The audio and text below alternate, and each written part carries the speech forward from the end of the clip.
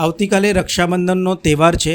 રક્ષાબંધનના તહેવાર દરમિયાન એસટી દ્વારા મુસાફરી કરનારાઓનો ઘસારો વધતો હોય છે અને આ મુસાફરોના ઘસારાને પહોંચી વળવા એસટી વિભાગ દ્વારા એક્સ્ટ્રા 50 બસો મૂકવામાં આવી છે।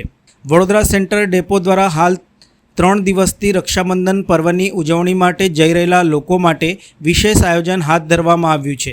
ખાસ કરીને વડોદરામાં આસપાસના જિલ્લા અને રાજ્યના શ્રમજીવી વર્ગના મોટાભાગના લોકો વડોદરા સહિતના પંથકમાં વસવાટ કરતા હોય છે।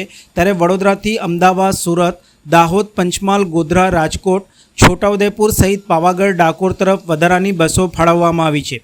આજે સેન્ટર ડેપો ખાતે મુસાફરોની ભારે ભીડ પણ જોવા મળી હતી। આ અંગે centre bus depot manager S પટેલે જણાવ્યું હતું કે હાલમાં મુસાફરોની ભારે ભીડ જોવા મળી રહી છે।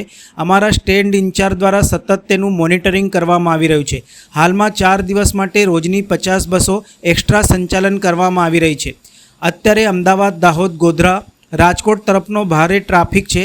જરૂર જણાશે તો લોકલ રૂટનો કાપ કરી વધુ એક્સ્ટ્રા બસો પણ જરૂરિયાત મુજબ ફાળવવામાં આવશે। હાલમાં સેન્ટર બસ ડેપો દ્વારા 50 એક્સ્ટ્રા બસો માટે 100 ડ્રાઈવર કંડક્ટર ફાળવવામાં આવ્યા છે। આ સાથે 5 સુપરવાઇઝરો છે। રોજની 50 બસો એક્સ્ટ્રા ફાળવી છે। 4 દિવસ સુધી એક્સ્ટ્રા સંચાલન કરવામાં આવ્યું છે। અમારા એસટી તરફથી રક્ષાબંધનના તહેવાર પ્રસંગે 7 તારીખથી 10 તારીખ સુધી એક્સ્ટ્રા બસનું સંચાલન કરવામાં આવે છે।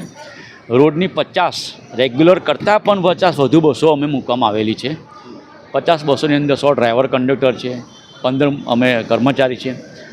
રેગ્યુલર શિડ્યુલનો અમારું ટાર્ગેટ છે, નહીં લીધો 1.25 લાખથી 1.5 લાખ મુસાફરો અમારે ટ્રાન્સફર 50 બસો બધું એક્સ્ટ્રા મૂકીને વધુ 50 બસોનું સંચાલન કરેલ છે। હા, અમે ઓલરેડી રેકેટ છે, જે વાહન અમારું જે મોકલવામાં આવે છે તે પાછી ગાડી તરત અમે રિટર્ન બોલાવી લઈએ છીએ અહીંયા વડોદરા ખાતે, અને જેમ જેમ મુસાફરનો ઘસારો થાય છે તેમને વારાફરતી શિડ્યુલ પર ગાડી વારાફરતી મૂકવામાં જ આવે છે, જેથી કરીને મુસાફરોને કોઈ તકલીફ ના પડે। સૌરાષ્ટ્ર જનક ભટ્ટ।